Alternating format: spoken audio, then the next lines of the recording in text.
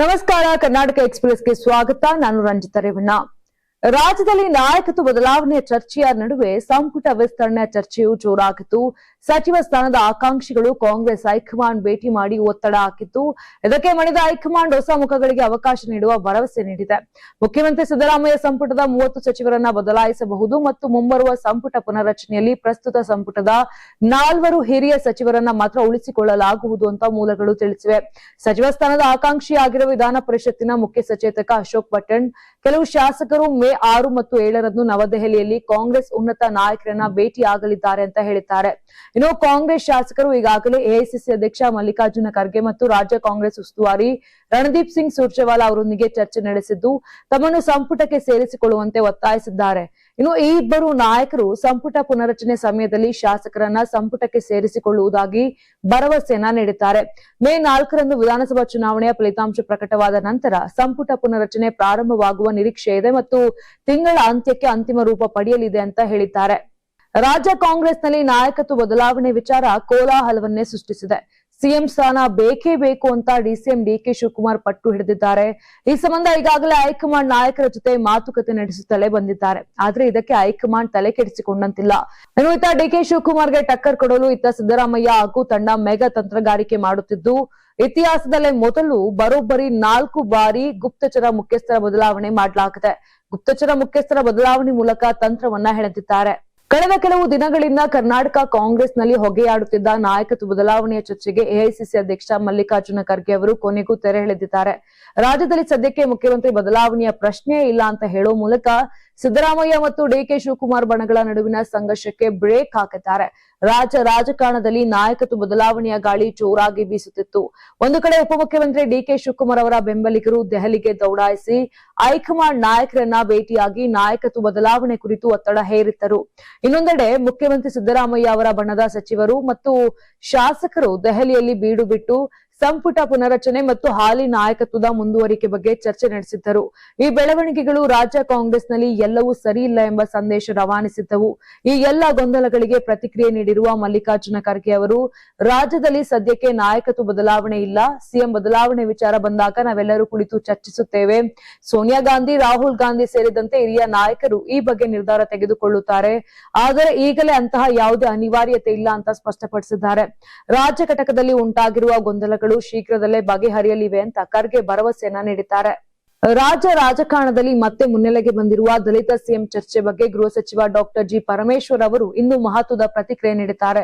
ದಲಿತ CM ವಿಚಾರದಲ್ಲಿ high command ತೀರ್ಮಾನವೇ ಅಂತಿಮ ಎಂದು ಹೇಳಿರುವ ಅವರು ಮಲ್ಲಿಕಾರ್ಜುನ ಖರ್ಗೆ ಅವರ ನಾಯಕತ್ವದ ಬಗ್ಗೆ ಮೆಚ್ಚುಗೆ ವ್ಯಕ್ತಪಡಿಸಿದ್ದಾರೆ. ಎಂಎಲ್ಸಿ ಯತೀಂದ್ರ ಸಿದ್ದರಾಮಯ್ಯ ಅವರ ದಲಿತ ಸಿಎಂ ಹೇಳಿಕೆ ಬಗ್ಗೆ ಪ್ರತಿಕ್ರಿಯಿಸಿದ ಪರಮೇಶ್ವರ್ ಅವರು ಹೇಳಿದ ಮೇಲೆ ಆಯ್ತಲ್ಲ, ಇದರಲ್ಲಿ ನಾನು ಹೆಚ್ಚಿಗೆ ಮಾತನಾಡೋದೇನೂ ಇಲ್ಲ. ಹೈಕಮಾಂಡ್ ಏನು ತೀರ್ಮಾನ ಮಾಡುತ್ತದೆಯೋ ಅದಕ್ಕೆ ನಾವು ಬದ್ಧರಾಗಿರುತ್ತೇವೆ. ನೀವು ಈ ವಿಷಯವನ್ನ ಎಷ್ಟೇ ತಿರುಗಿಸಿ ಕೇಳಿದ್ರು ಕೂಡ ನನ್ನ ಉತ್ತರ ಇದೇ ಆಗಿರುತ್ತದೆ ಅಂತ ಹೇಳಿದ್ರು. ಇನ್ನು ಖರ್ಗೆ ಅವರು ಅತ್ಯಂತ ಹಿರಿಯ ನಾಯಕರು. ಅವರ ಸಮಕಾಲೀನರಾದ ವೀರಪ್ಪ ಮೊಯ್ಲಿ, ಗುಂಡೂರಾವ್ ಅವರಂತಹ ಅನೇಕರು ಮುಖ್ಯಮಂತ್ರಿಯಾಗಿದ್ದಾರೆ. ಅವರ 50 ವರ್ಷಗಳ ರಾಜಕೀಯ ಸಾಧನೆಯನ್ನ ಗುರುತಿಸಿ ಹೈಕಮಾಂಡ್ ಅವರಿಗೆ ಸಿಎಂ ಸ್ಥಾನ ನೀಡಿದರೆ ತಪ್ಪೇನಿಲ್ಲ. ಅವರು ಸಿಎಂ ಆಗೋದಾದ್ರೆ ನಮಗೆ ವೈಯಕ್ತಿಕವಾಗಿ ಸಂತೋಷ ಇದೆ ಅಂತ ಹೇಳಿದ್ರು. ಮಾಧ್ಯಮಗಳೊಂದಿಗೆ ಮಾತನಾಡಿದ ಎಐಸಿಸಿ ಅಧ್ಯಕ್ಷ ಮಲ್ಲಿಕಾರ್ಜುನ ಖರ್ಗೆ ಅವರು ಕರ್ನಾಟಕದಲ್ಲಿ ಮುಖ್ಯಮಂತ್ರಿ ಬದಲಾವಣೆ ಕುರಿತಾಗಿ ಹರಿದಾಡುತ್ತಿರುವ ಗೊಂದಲಗಳಿಗೆ ಸ್ಪಷ್ಟನೆ ನೀಡಿದ್ದಾರೆ. ರಾಜ್ಯದ ರಾಜಕೀಯ ಪರಿಸ್ಥಿತಿಯ ಬಗ್ಗೆ ಶೀಘ್ರದಲ್ಲೇ ನಿರ್ಧಾರ ಕೈಗೊಳ್ಳಲಾಗುತ್ತದೆ ಎಂದು ತಿಳಿಸಿದ್ದಾರೆ. ಮಾಜಿ ಮುಖ್ಯಮಂತ್ರಿ ಎಚ್ಡಿ ಕುಮಾರಸ್ವಾಮಿ ಅವರು ಮಾಡಿದ ಕಾಂಗ್ರೆಸ್ನ 40 ರಿಂದ 50 ಶಾಸಕರು ದೆಹಲಿಗೆ ಟಿಕೆಟ್ ಕಾಯ್ದಿರಿಸಿದ್ದಾರೆ ಎಂಬ ಆರೋಪವನ್ನು ಖರ್ಗೆ ತಳ್ಳಿ ಹಾಕಿದರು.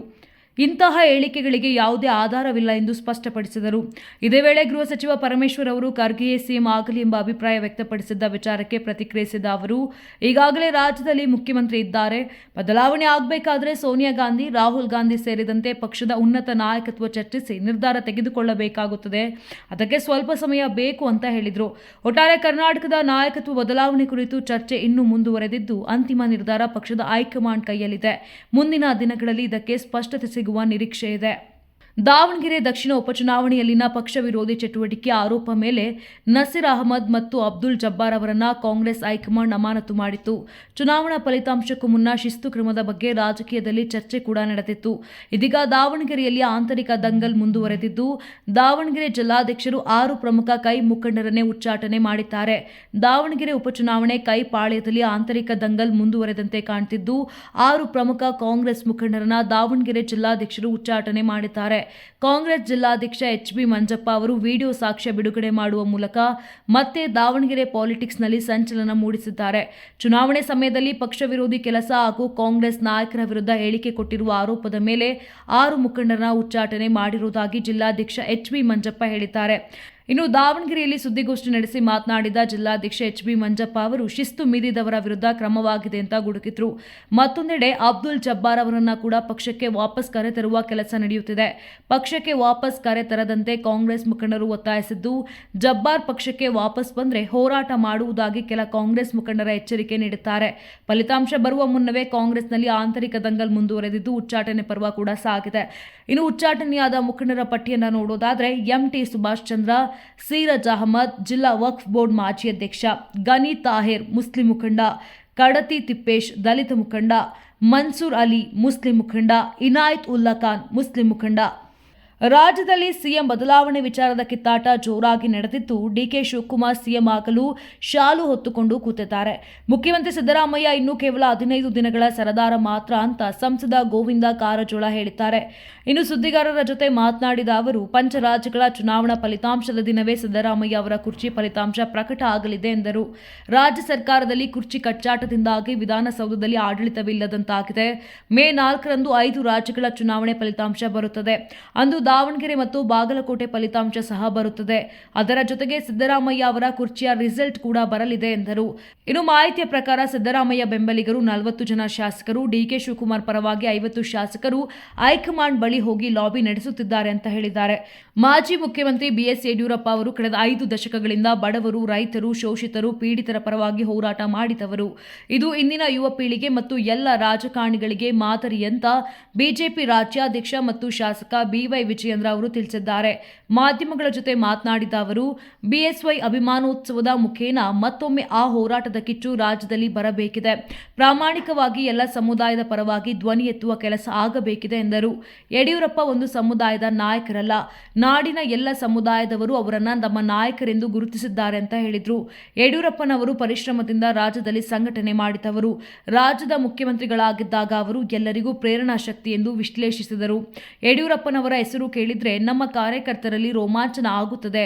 ಅವರು ಬಿಜೆಪಿ ಅಗ್ರಗಣ್ಯ ನಾಯಕರು. ಯಡಿಯೂರಪ್ಪನವರ ಶಕ್ತಿಯನ್ನ ಬಳಸಿಕೊಂಡು ಬಿಜೆಪಿ ಸಂಘಟನೆಯನ್ನ ಬಲಪಡಿಸಲಾಗುವುದು ಅಂತ ಹೇಳಿದ್ರು.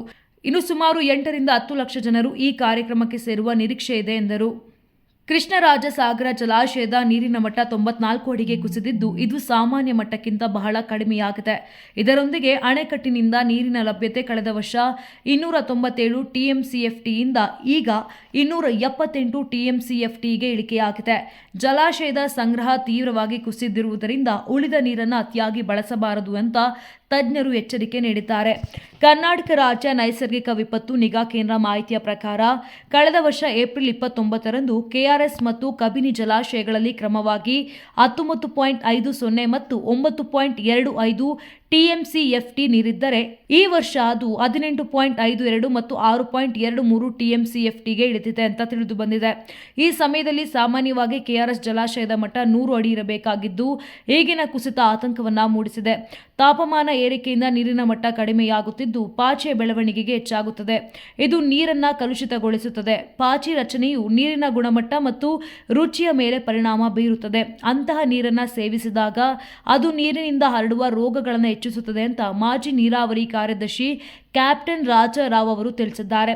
ಪ್ರಸ್ತುತ ಲೈವ್ ಸ್ಟೋರೇಜ್ ಸುಮಾರು 10 TMCFT ಇದ್ದು, ಅದರಲ್ಲಿ 7 TMCFTಗಿಂತ ಹೆಚ್ಚು ನೀರನ್ನ ಬೆಂಗಳೂರು, ಮೈಸೂರು, ಮಂಡ್ಯ ಮತ್ತು ರಾಮನಗರ ಜಿಲ್ಲೆಗಳ ಕುಡಿಯುವ ನೀರಿಗಾಗಿ ಬಳಸಲಾಗುತ್ತಿದೆ ಅಂತ KSNDMC ಮಾಜಿ ನಿರ್ದೇಶಕ ಶ್ರೀನಿವಾಸ್ ರೆಡ್ಡಿ ಹೇಳಿದ್ದಾರೆ. ಮದುವೆ ಸಿದ್ಧತೆಯಲ್ಲಿದ್ದ ಅವರ ಪ್ರೀ ವೆಡ್ಡಿಂಗ್ ಫೋಟೋಶೂಟ್ಗಾಗಿ ವಧುವನ್ನ ಕರೆತರಲು ಹೋಗುತ್ತಿದ್ದ ವೇಳೆ ಭೀಕರ ಅಪಘಾತ ಸಂಭವಿಸಿ ಸ್ಥಳದಲ್ಲೇ ಸಾವನ್ನಪ್ಪಿರುವ ದಾರುಣ ಘಟನೆ ಹಾಸನದಲ್ಲಿ ನಡೆದಿದೆ. ಹಾಸನ ಜಿಲ್ಲೆಯ ಸಕಲೇಶಪುರ ತಾಲೂಕಿನ ಮೂಗಲಿ ಗ್ರಾಮದಲ್ಲಿ ಈ ಘಟನೆ ನಡೆದಿದೆ.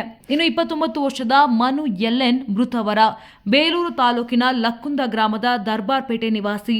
ಮೇ 10ರಂದು ಆಲೂರು ತಾಲೂಕು ತೋಗರನಹಳ್ಳಿ ಗ್ರಾಮದ ಕಾಂಚನ ಜೊತೆ ಮನು ಅವರ ಮದುವೆ ಆಲೂರು ಬೈರಾಪುರ ರಸ್ತೆಯಲ್ಲಿರುವ ಶ್ರೀ ವೀರಶೈವ ಕಲ್ಯಾಣ ಮಂಟಪದಲ್ಲಿ ನಿಗದಿಯಾಗಿತ್ತು.